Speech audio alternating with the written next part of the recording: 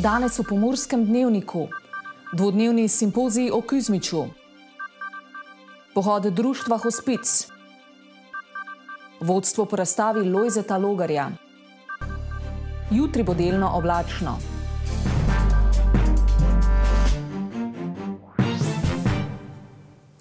Spoštovane gledalke, cenjeni gledalci, lepo pozdravljeni.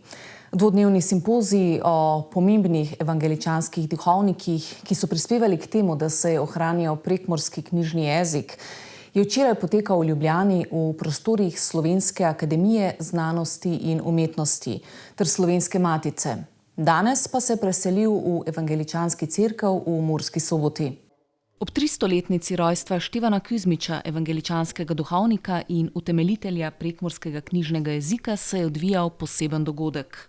Ob 300-letnici rojstva Števana Kuzmiča, evangeličanskega duhovnika in prevajalca Nove zaveze v prekmurščino, sta Slovenska akademija znanosti in umetnosti, kakor tudi Slovenska matica in pa Filozofska fakulteta ter Univerza v Mariboru pripravili skupaj z evangeličansko cerkvijo dvodnevni simpozij, ki se ukvarja z evangeličanskimi duhovniki, ki so znatno prispevali k temu, da se je ohranil evangeličanski živelj, tako da se je preko literarnega delovanja, prevajanja svetega pisma, izdajanja učbenikov, katekizmov razvijala prekmurska knjižna govorica oziroma jezik in da se je ta ohranil do danes. Dve lokaciji, čeprav bistvenih vsebinskih razlik ni bilo. Teme so kot prvič želeli prenesti tudi v prestolnico, kajti prekmurščina je sestavni del evangeličanskega delovanja, kot je poudaril škof Novak, pa tudi delovanja vseh Slovencev.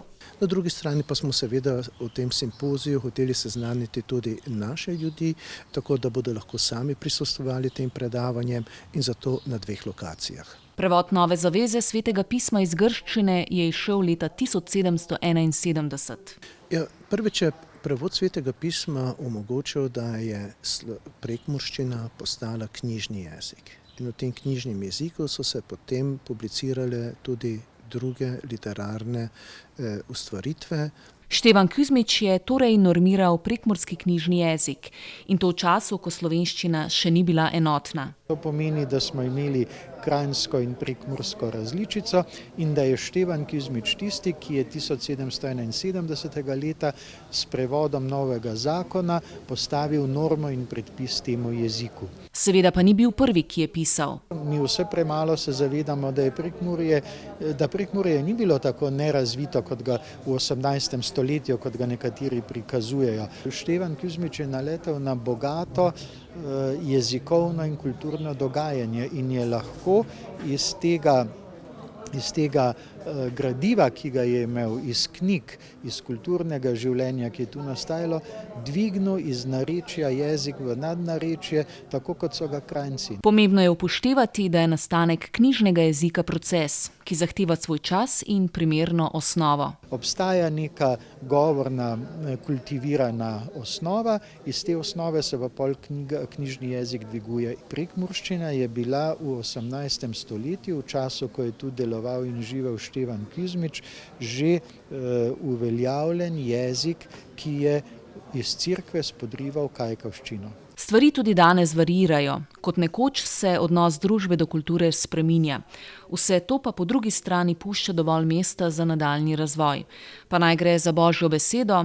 Nekatera obdobja so Božji besedi in pa razumevanju ter uresničevanju zapovedi Božje besede bolj naklonjena, druga obdobja so manj naklonjena. Trenutno se nahajamo v eni taki družbeni situaciji, ki je temu manj naklonjena, ampak s tem se sooča krščanstvo že več kot 2000 let. Ali za slovenščino. Slovenščina je polnofunkcijsko razvit jezik, imamo svoj znanstveni jezik. Ta hip zadeva ni tako huda, da bi morali biti plac voda.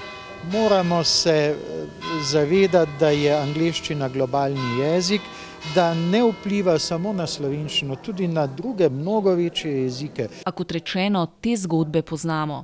Sovplivanje jezikov je bilo prisotno skozi celo zgodovino, pa smo jih preživeli.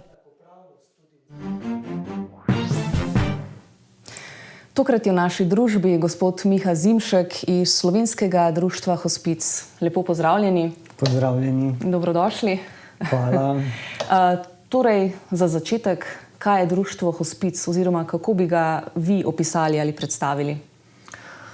Slovensko društvo Hospic je, bom rekel, društvo, skupina ljudi, ki se zaveda prvo lastne minljivosti in minljivosti na splošno življenja in s tem zavedanjem pomaga ljudem v stiski, predvsem, bom rekel, težko bolnim, neozdravljivo bolnim in umirajočim, pa potem tudi žalujočim, bom rekel, svojcem, ne, po izgubi. Slovensko društvo ima 12 odborov po celi Sloveniji, mi delujemo brezplačno in pa tukaj smo pa območni odbor Murska Sobota. Zdaj, življenje je spoj različnih trenutkov, ne? Vedno znova pa nas spominja tudi, kot ste omenili, na minljivost. Kaj bi rekli, kaj je tisto, kar je pomembno za današnjo družbo ali pa zato, da bi bila današnja družba kakovostnejša, znotraj nje pa tudi posameznik? Ja, ravno zavedanje te minljivosti, ne. Ko se zaveš te minljivosti, potem tudi znaš lažje izločiti to, kar je pomembno v življenju. In pomembni so te naši odnosi. In tukaj potrebujemo več sočutja. Najprej do samega sebe in potem do okolja. Ker z sočutjem ustvarjamo en varen prostor, kjer se lahko stiske delijo notri in potem se lahko ozavestijo in se lahko preoblikujejo v nekaj. Ne. Smo v življenju priča težkim dogodkim, ne. Ampak če jih mi lahko delimo z drugimi, da smo lahko iskreni, jih lahko, bom rekel, predelamo, gremo preko njih in v življenju še najdemo nekaj lepega in dobrega. In tu smo mi, da podpiramo nekoga na tej poti iskanja. Mi nismo tisti, da bi takoj podajali rešitve, ampak smo tukaj za ljudi, da lahko se iskreno izražajo vse svoje stiske, ne, in tudi to strah pred minljivostjo, ne, pred smrtjo. To je tudi najpomembnejše, ne, da se človek lahko tisto na sproščen način oziroma sebe izrazi tako, kot se mora, ne, na svoj način. Tako, da ne obsojamo, da se izraži. Tudi jeza je dovoljena, zato ker je del vsega tega, ne. In mi pravimo, da pod jezo je žalost, ne. Se pravi, ljudje, ki so večkrat jezni, pa jih mi obsodimo za te jeze, so v bistvu tudi najbolj žalostni ljudje. In nas v bistvu, ko mi sprejmemo tudi to jezo, ne, potem se nam lahko odprejo tudi v tej žalosti, ne, ki je pa trka na vrata tam zadaj. Tako, in jo je treba nagovoriti, ne, oziroma se z njo na nek način ukvarjati. Rekli ste, delujete brezplačno znotraj svojih programov, sodelujete oziroma z vami sodeluje veliko prostovoljcev, mogoče še kakšna beseda o tem, katere programe pomoči izvajate, pomoči, podpore? Tako, naš osnovni program, najprej povem, da brez naših prostovoljcev, ne, društva, to ne bi bilo mogoče. Tako da smo, bom rekel, res izjemno hvaležni, tudi sam izviram iz vrst prostovoljcev, 10 let sem bil prostovoljc in se kasneje zaposlil. Ja, naši programi so pa ta osnovni je spremljanje umirajočih in težko bolnih, potem je tu žalovanje odraslih, potem žalovanje otrok in mladostnikov, detabuizacija, se pravi smrti, in pa prostovoljstvo, ne. Tako da to so te naši osnovni programi. Prostovoljci se odločajo lahko na posameznih programih ali pa v bistvu na vseh programih delujemo. Tukaj, bom rekel, pri otrocih in mladostnikih imamo tudi ta program Tabori, ker sem jaz vodja taborov za otroke, za žalujoče otroke in mladostnike. To pa je tabor levih srčnih, ki ga izvajamo enkrat na leto. Bi ga želeli še večkrat, ampak trenutno je toliko, kar zmoremo. No. In kdo pa so levi srčni? Levi srčni so pa otroci po izgubi svojega bližnjega, ki se potem, bom rekel, soočijo z to žalostjo, Mi na tem taboru imamo delavnice, kjer se dotikamo čustev in vse to. Najlažje je seveda to početi, največja varnost, da lahko to izraziš, ko imaš nekoga zraven, ki ima podobno izkušnjo, da otroci tudi vidijo, da niso sami v tem, ker večkrat mislijo, ne, da so sami na tem svetu za to izgubo, in tako se potem lahko ko se ustvari to zaupanje, se deli tudi ta bolečina in potem lahko odložijo in tudi vidijo, da v življenju še obstajajo stvari, še lahko dosegajo te svoje sanje, cilje, ki jih imajo in so še lahko veseli in srečni. Zdaj, 2. soboto oktobra se obeležuje Svetovni dan hospic in paliativne oskrbe. Letošnje geslo je Sočutna družba skupaj za paliativno oskrbo. Kaj pravzaprav pomeni ta dan? Ta dan je ravno to, da, bom rekel, ljudem približa, da tudi to obstaja. Paliativna oskrba danes je v razvoju v Sloveniji in ljudje se lahko poslužijo, ko so v stiski, se lahko obrnejo na nas in mi potem tudi lahko povezujemo z različnimi službami, kot je patronažna služba, osebni zdravnik, paliativni tim, da niso sami, ne, da jih lahko podpremo v tem in to delamo s sočutjem.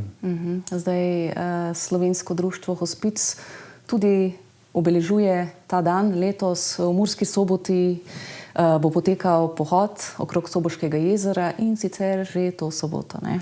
Tako, to soboto se bomo ob 9. zbrali pri paviljonu Expana, potem bomo pa skupaj šli bomo rekel, obkrožili to jezero, tu bojo naši prostovoljci, vabljeni vsi, da se nam pridružimo, da se lahko pogovorimo o življenju, delimo vse, kar življenje prinaša in upamo, da tudi kaj odnaša tistega težkega. Tako, ja. Se pravi, dobimo se ob Soboškem jezeru v soboto ob 9.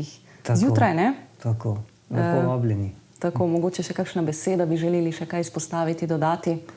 Ja, mogoče, da ljudje znajo kdaj tudi sebe objeti. Najprej moramo sočutni biti do sebe in da potem lahko dajemo to tudi v svet. Je težko se soočati z vsem, kar nam ta svet prinaša, pa nas, bom rekel, malo moti, ne, mogoče potrošništvo, ampak ko se približamo k sebi, nam je zelo jasno, kaj je pomembno v tem življenju. To so te naši odnosi, ki upam, da bodo vedno boljši in boljši, ne. Veliko sočutja, ne. Tako, naj bo tako. Gospod Zimšek, hvala lepa, da ste se nam pridružili. Hvala lepa za vsa sporočila, ki ste jih delili z nami. Hvala, z veseljem. Črne slike in Davidovi vrtovi, razstava Lojzeta Logarja, ki je sicer bila odprta 7. septembra, vedno znova navdušuje. Danes je v galeriji Murska Sobota potekalo brezplačno vodstvo po razstavi, ki smo se ga udeležili tudi mi. Omenjena razstava je bila sicer v galeriji Murska Sobota na ogled že leta 2020, pa je vmes posegel COVID-19, ki je med drugim zaprl tudi vrata galerij. Takrat smo namreč razstavo postavili v okviru enega širše slovenskega projekta. Bila je ena izmed 4 razstav v nizu, v kateri smo skušali skupaj s Koroško galerijo, obalnimi galerijami, galerijo Zveze društev slovenskih likovnih umetnosti in našo galerijo predstaviti celoten opus Lojzeta Logarja. Razstava je sedaj ponovno na ogled. Prikazuje pa 2 slikarska cikla. To so črne slike, ki so še nastajale v tem pomurskem prostoru in kasneje tudi Davidovi vrtovi, ki so začeli nastajati, ko se je umetnik preselil v Ljubljano. Logar se je kot 4-letni otrok iz Mežice preselil v Radence. Obiskoval je soboško gimnazijo, bil zagret športnik, odličen v šprintu. A ga je poškodba ustavila in usmeril se v likovno udejstvovanje. Zaključil je Ljubljansko akademijo za likovno umetnost, se vrnil v pomurski prostor, bil tudi tukaj nekaj časa vodja naše galerije, takrat še imenovane razstavni paviljon arhitekta Novaka. V galeriji so predvsem izjemno veseli velikega zanimanja in obiska. Imamo zelo lep obisk, do sedaj imamo že čez 800 obiskovalcev, kar nas izjemno veseli, tudi šolske skupine vneto obiskujejo to razstavo. Prejšnji teden je bil tudi teden otroka in smo vsak dan imeli po 3-4 šolske skupine, tako da je bil res vrvež in nas zelo veseli, da so galerije živahen prostor daleč od tega, da bi tu pri nas vladalo kakršnokoli komorno vzdušje. Počasi pa se že pripravljajo na novosti, ki še pridejo na vrsto do konca leta. Pripravljamo že 2 novi razstavi in sicer z 16. novembrom odpiramo tukaj v veliki galeriji na balkonu razstavo grafik Štefana Galiča, ki je bil mimogrede Logarjeva generacija, tudi sošolca sta bila na gimnaziji, in lesorezi, barvni lesorezi bodo predstavljeni, po katerih je bil Galič tudi najbolj poznan. V mali galeriji bo pa v istem razstavnem terminu, torej tudi za začetek razstave bo tudi od 16. novembra naprej, bo pa Bakoš Tamaž, en madžarski avtor. Aktualna razstava, ki ponuja bogat izbor slik in grafik, pa bo seveda ob mnogih spremljajočih dogodkih na ogled vse do 3. novembra. Za konec pa še preverimo, kakšno vreme se nam obeta v prihodnje. Danes je bil v naših krajih pretežno jasen dan z okrog 20 stopinjami. V Krajinskem parku Goričko je bilo opoldne namerjenih 22, Radencih 20, Lendavi 19 in Murski Soboti 17 stopinj Celzija. Jutri bo pretežno jasno, več oblačnosti bo le na zahodu. Zjutraj bo po nekaterih nižinah megla. Na zahodu lahko popoldne in zvečer pade kakšna kaplja dežja. Najnižje jutranje temperature bodo od 9 do 14, na Primorskem do 16, najvišje dnevne od 21 do 25 stopinj Celzija. Najnižje jutranje temperature v severovzhodni Sloveniji, v Murski Soboti in Mariboru se bodo gibale od 9 do 10, podnevi od 24 do 25 stopinj. V soboto lahko na zahodu dežuje, drugod bo razmeroma sončno. Pihal bo jugozahodni veter. Ponoči se bo pooblačilo. V nedeljo bo oblačno s padavinami, ohladilo se bo, meja sneženja se bo proti večeru spustila do okoli 1500 metrov nad morjem. Temperature v naših krajih bodo zjutraj od 11 do 13, čez dan od 13 do 26 stopinj Celzija.